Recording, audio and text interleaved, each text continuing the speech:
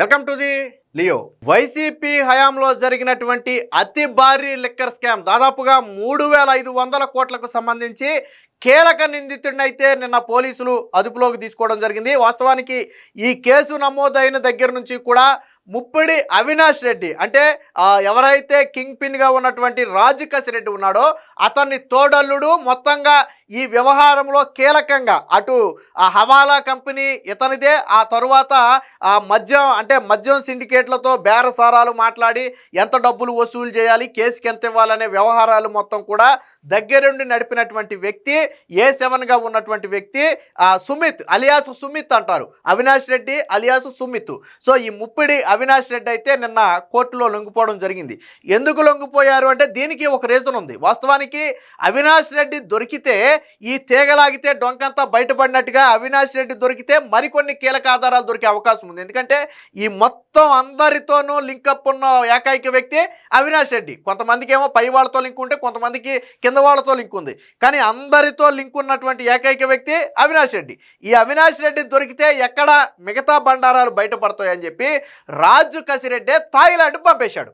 So case నమోదైన వెంటనే Thailand వెళ్ళిపోయినటువంటి Avinash Reddy ఇప్పుడు ఎందుకు వచ్చాడు అంటే దానికి ఒక కథ కూడా ఉంది. మొన్న బెయిల్ మంజూరు చేయాలని చెప్పి రాజు కసిరెడ్డి సుప్రీంకోర్టుకి వెళ్ళాడు. అంటే కింద కోర్టు బెయిల్ కొట్టేసింది కాబట్టి నాకు బెయిల్ ఇవ్వాలి, ఈ కేసులో నిందితులు అందరికీ బెయిల్ వచ్చినాయి, నాకు ఒక్కడికే బెయిల్ రాలేదు, నాకు కూడా బెయిల్ ఇవ్వాలని చెప్పి సుప్రీంకోర్టుకి వెళ్తే అందరి వేరు నువ్వు వేరు, ఎవరైతే అవినాష్ రెడ్డి అనే ఒక వ్యక్తి పారిపోయాడో ఆ వ్యక్తి నీ నీడ లాంటి వాడు, అవాళా కంపెనీలన్నిటికీ కూడా అతడి పేరు మీదే ఉన్నాయి, అతడిని మీరే దేశం దాటి పంపించేశారు, కాబట్టి ముందు అతడిని వచ్చి లొంగిపోమన్నాడు, అప్పుడు మీ బెయిల్ గురించి ఆలోచిద్దామని చెప్పి సుప్రీంకోర్టు ఒక వ్యాఖ్య చేసింది. సో దాంతో ఏం చేశారు అంటే ఇప్పుడు అర్థమైంది ఏంటంటే అవినాష్ రెడ్డి లొంగకపోతే నాకు బెయిల్ రాదు, నేను జైలు నుంచి బయటకు రాను అని ఫిక్స్ అయినటువంటి ఈ ఎవరైతే రాజు కసిరెడ్డి కుటుంబ సభ్యులు ఉన్నారో వాళ్ళే అవినాష్ రెడ్డితో మాట్లాడి తప్పని పరిస్థితుల్లో ఇండియా రప్పించి కోర్టులో లొంగిపోయేటట్టు చేశారు. ప్రస్తుతానికి కోర్టు అయితే రిమాండ్ విధించింది. ఇక ఇప్పుడు రాజు కసిరెడ్డికి బెయిల్ వస్తుందా లేదా అనేది తర్వాత సంగతి, అది వేరే విషయం.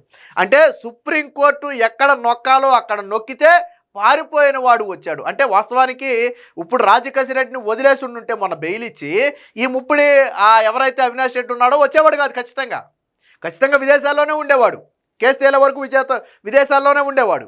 కానీ సుప్రీంకోర్టు ఏం చేసింది, ఇక్కడ రాజు కసిరెడ్డిని తొక్కితే అక్కడ అవినాష్ రెడ్డికి తగిలింది. సో అక్కడి నుంచి ఇక్కడికి వచ్చాడు. సో ఇప్పుడు మరికొన్ని వివరాలు అయితే బయటకు వచ్చే అవకాశం అయితే కనపడుతుంది. దీనికి సంబంధించిన వార్త వచ్చింది, ఒకసారి చూద్దాం. మద్యం కుంభకోణం నిందితుడు ముప్పిడి అవినాష్ రెడ్డి అరెస్ట్, లంచాల నెట్వర్క్ నిర్వహణ, మనీ లాండరింగ్లో కీలక పాత్ర, ప్రధాన నిందితుడు రాజు కసిరెడ్డికి తోడలుడు, గతేడాది సిట్ ఏర్పాటైన మరుక్షణమే థాయిలాండ్కి పరార్, సుప్రీంకోర్టు ఆదేశాలతో ఎట్టకెలకు సిట్ విచారణకు హాజరు, శుక్రవారం వరకు రిమాండ్, గుంటూరు జిల్లా జైలుకు తరలింపు అని చెప్పి ఒక వార్త వచ్చింది. మొన్న రాజు కసిరెడ్డితో లింక్ అయ్యి ఉండటమే ఈరోజు అవినాష్ రెడ్డి రావడానికి ప్రధాన కారణం. చూడండి, ఇక్కడ మద్యం కుంభకోణంలో ప్రధాన నిందితుడైన రాజు కసిరెడ్డి గతేడాది ఏప్రిల్ 21న అరెస్ట్ అయి జైల్లో ఉన్నాడు. ఆయన తర్వాత అరెస్ట్ అయిన వారికి బెయిల్ వచ్చినా రాజు కసిరెడ్డి బెయిల్ పిటిషన్లు వివిధ కోర్టుల్లో పలుమార్లు తిరస్కరణకు గురయ్యాయి. ఇటీవల సుప్రీంకోర్టు సైతం ఆయనకు బెయిల్ ఇవ్వడానికి నిరాకరించింది. ముప్పిడి అవినాష్ రెడ్డి మీ మనిషే, మీరు ఆయన్ను పారిపోయేలా ప్రోత్సహించారు, ముందు లొంగిపోమ్మని చెప్పండి, ఈ కేసులో అసలైన వ్యక్తి అవినాష్ రెడ్డే, అతను మీ నీడ, మీరు తరలించిన సొమ్ముకు సంబంధించిన కంపెనీకి ఆయన నేతృత్వం వహిస్తున్నాడు, మీకు బెయిల్ మంజూరు చేయటం సరికాదు అని విచారణ సందర్భంగా సుప్రీంకోర్టు న్యాయమూర్తులు వ్యాఖ్యానించారు. దీంతో తప్పని పరిస్థితుల్లో రాజు కసిరెడ్డి తరపు వారు ఎట్టకేలకు ఆయన్ను రప్పించారు. అంటే వాస్తవానికి రాజు కసిరెడ్డి కుటుంబ సభ్యులే ఈ అవినాష్ రెడ్డితో మాట్లాడి, ఒరే బాబు నువ్వు రాకపోతే ఇప్పుడు రాజు కసిరెడ్డి బయటకు వచ్చేలా లేడు, ఆల్మోస్ట్ ఎప్పుడు గత ఏప్రిల్ అంటే ఆల్మోస్ట్ ఇంకో 2 నెలలు ఆగితే ఏడాది అయిపోద్ది, ఆల్రెడీ దాదాపు 10 నెలలు అయిపోయింది అరెస్ట్ అయ్యి, కానీ బెయిల్ మాత్రం రావట్లా.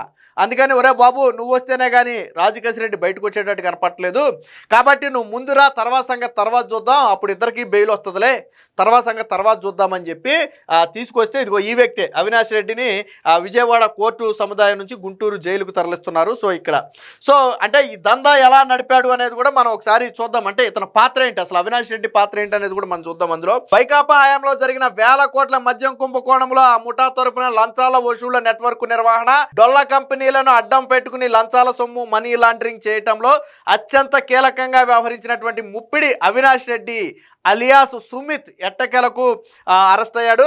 సో అసలు అవినాష్ పాత్ర ఏంటి అనేది కూడా ఒకసారి చూద్దాం ఇందులో. సో ఏంటి అవినాష్ పాత్ర అంటే ఇక్కడ చూడండి ఒకసారి. నేను చెప్పినంత లంచం ఇవ్వాల్సిందే, అప్పుడే మీకు మద్యం సరఫరా ఆర్డర్లు, ఇదే అంతిమ నిర్ణయం, దీనికి రాజకీయ అండదండలున్నాయి. మద్యం డిస్టిలరీలు సరఫరా కంపెనీలకు అవినాష్ రెడ్డి బెదిరింపులు, బలవంతపు వసూళ్లకు ఆయనే ప్రధాన సూత్రధారి, మద్యం కుంభకోణం అమలుకు ఆర్థిక కేంద్ర బిందువు, రిమాండ్ రిపోర్ట్లో సిట్ వెల్లడి. అంటే మనోడు చేసిన వ్యవహారం ఏంటంటే రాజకేశ్వరరెడ్డి తరపున ఈ డిస్టిలరీ కంపెనీలతో బేరసారాలు మాట్లాడిన వ్యక్తి అవినాష్ రెడ్డి. అందులో కూడా ఏంటి, బెదిరింపు ధోరణి, ఇంత ఇవ్వాలి అంటే అంతే ఇవ్వాలి, అంతేగాని మేము బేరం ఆడతాం లేకపోతే ఇంకోటి ఆడతామంటే కుదరదు. పైగా మాకు రాజకీయ అండదండలు అంటే ఎవరు, పై స్థాయిలో రాజకీయ నేతలు అండదండలు ఉన్నాయి. ఇదే కేసులో జగన్మోహన్ రెడ్డి కూడా నిందితుడిగా ఉన్నాడు, మనందరికీ తెలిసిందే. సో రాజకీయ అండదండలు ఉన్నాయని చెప్పి ఆ డిస్టిలరీ కంపెనీలను బెదిరించినటువంటి వ్యక్తే ఈ వ్యక్తి. పైగా ఈ మనీ లాండరింగ్ జరపడం కోసం డొల్ల కంపెనీలు సృష్టించడంలో కావచ్చు, హవాలా మార్గంలో మనీని తరలించడంలో కావచ్చు, వీటన్నిటిలో కీలకంగా వ్యవహరించినటువంటి వ్యక్తే ఈ అవినాష్ రెడ్డి. అందుకనే సుప్రీంకోర్టు కూడా ఏం చెప్పింది, అసలు ఈ కేసులో కీలక నిందితుల్లో ఒకడు అవినాష్ రెడ్డి. అలాంటి అవినాష్ రెడ్డిని మీరు పారిపోమన్నారు, ముందు అవినాష్ రెడ్డిని లొంగిపోమన్నారు, తర్వాత మీ బెయిల్ సంగతి చూస్తామని చెప్పి మన సుప్రీంకోర్టు కూడా చెప్పింది. కాబట్టే ఇప్పుడు అవినాష్ రెడ్డి అయితే బయటకు వచ్చాడు. ఆంధ్రప్రదేశ్లో మీకు మద్యం సరఫరా ఆర్డర్లు లభించాలన్నా, మీరు వ్యాపారం కొనసాగించాలన్నా నేను చెప్పినంత లంచం ఇవ్వాల్సిందే, ఇదే అంతిమ నిర్ణయం, దీనికి రాజకీయంగా పూర్తి మద్దతు అండదండలున్నాయి అంటూ మద్యం కుంభకోణం నిందితుడు ముప్పిడి అవినాష్ రెడ్డి డిస్టిలరీలు సరఫరా కంపెనీల యజమానులను బెదిరించి మరీ ముడుపులు వసూలు చేశారని సిట్ తన నివేదికలో పేర్కొంది. అప్పటి ఏపీఎస్బీసీఎల్ ఎండి వాసుదేవరెడ్డి, ప్రత్యేక అధికారి సత్యప్రసాద్ల ఆదేశాల మేరకు మద్యం డిస్టిలరీలు సరఫరా కంపెనీ యజమానులు హైదరాబాద్లో పలు హోటళ్లలో, ప్రైవేటు భవనాల్లో అవినాష్ రెడ్డిని కలిసేవారు. వైకాపా మద్యం ముఠా తరపున లంచాలకు సంబంధించి ఆయనే వారితో బేరసారాలు నడిపేవారని గుర్తించింది.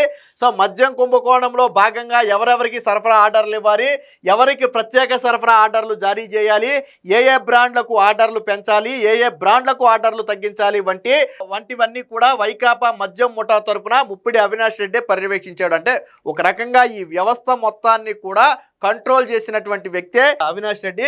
సో మనీ లాండరింగ్ ద్వారా ముడుపుల సొత్తు మళ్లింపు, వైకాపా హయాంలో జరిగినటువంటి వేల కోట్ల మద్యం కుంభకోణంలో ఈ మొత్తాన్ని కూడా అందుకోసం ప్యాకేజీ, లాజిస్టింగ్ సహా ఇతర కార్యకలాపాలకు నిర్వహిస్తామనే ముసుగులో డొల్ల కంపెనీలు పెట్టించి వాటి మొత్తాన్ని కూడా ట్రాన్స్ఫర్ చేశారు. ఇక రాజకేశ్వరరెడ్డితో నిరంతర సంప్రదింపులు, తోడలుడే రాజకేశ్వరరెడ్డికి స్వయాన తోడలుడు. సో కాబట్టి ప్రతి విషయంలో కూడా ఇదేమీ ఉత్తినే చెప్తుంది కాదు. మద్యం కుంభకోణానికి సంబంధించి అవినాష్ రెడ్డి నిరంతరం రాజకేశ్వరరెడ్డితో సంప్రదింపుల్లో ఉండేవారు. వారిద్దరి డీటెయిల్డ్ రికార్డ్స్, లొకేషన్ డేటా, సాక్షుల వాంగ్మూలం వంటి పరిశీలిస్తే హైదరాబాద్లోని జూబ్లీ హిల్స్ సహా ఇతర ప్రదేశాల్లో తరచుగా కలిసేవారని తెలిసింది. డిస్టిలరీలు సరఫరా కంపెనీల నుంచి వసూలు చేసిన ముడుపుల సొమ్మును హ్యాండ్లర్లుగా, లాజిస్టిక్స్ కోఆర్డినేటర్లుగా వ్యవహరించే తోకా ఈశ్వర్ కిరణ్ కుమారు, అలాగే సైఫ్ అహ్మద్, అలాగే పైలా దిలీప్, వీళ్ళని వెనకాల పెట్టుకుని ఈ మొత్తాన్ని కూడా అవినాష్ రెడ్డి అయితే నడిపించేవాడు. అంటే ఒక రకంగా కింగ్ పిన్గా మనం రాజకేశ్వరరెడ్డిని చెప్పుకుంటే అతన్ని నీడలాగా వ్యవహారాలన్నీ చక్కబెట్టిన వ్యక్తి ఈ రాజకేశ్వరరెడ్డి. కాబట్టే సుప్రీంకోర్టు కూడా చాలా ఘాటైన వ్యాఖ్యలు చేయడంతో పాటు అక్కడ రాజకేశ్వరరెడ్డిని తొక్కి పడితే ఇక్కడ అవినాష్ రెడ్డి బయటకు వచ్చాడు.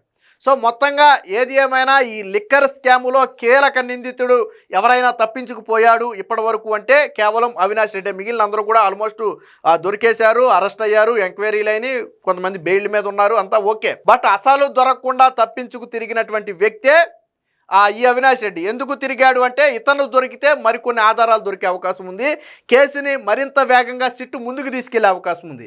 కాబట్టి ఇంతకాలం దొరకకుండా దాచిపెట్టారు. కానీ చివరికి సుప్రీంకోర్టు దెబ్బతో తప్పని పరిస్థితుల్లో తీసుకొచ్చి లొంగిపోయేలాగా అయితే చేశారు. ఏది ఏమైనా మొత్తంగా అవినాష్ రెడ్డి అరెస్టుతో మరొకసారి వైసీపీ వర్గాల్లో వణుకైతే మొదలైంది. ఎందుకంటే ఇప్పుడు తీగ ఎక్కడ లాగితే ఎక్కడ డొంక గదులుద్దో, ఎవరి కొత్త పేర్లు ఇందులోకి వస్తాయో, లేదా కొత్త ఆధారాలు ఎక్కడ చేతికి చిక్కుతాయనే ఒక భయం అయితే వైసీపీ నేతల్లో ఉంది. మొత్తానికి ప్రస్తుతానికి కోర్టు అయితే రిమాండ్కి విధించింది. త్వరలోనే సిట్ అధికారులు కస్టడీకి కూడా తీసుకునే అవకాశం ఉంది. ఏది ఏమైనా ఇది లిక్కర్ స్కామ్ కేసులో ఒక కీలక పరిణామంగా అయితే చెప్పొచ్చు. Please subscribe to Leo news for more videos.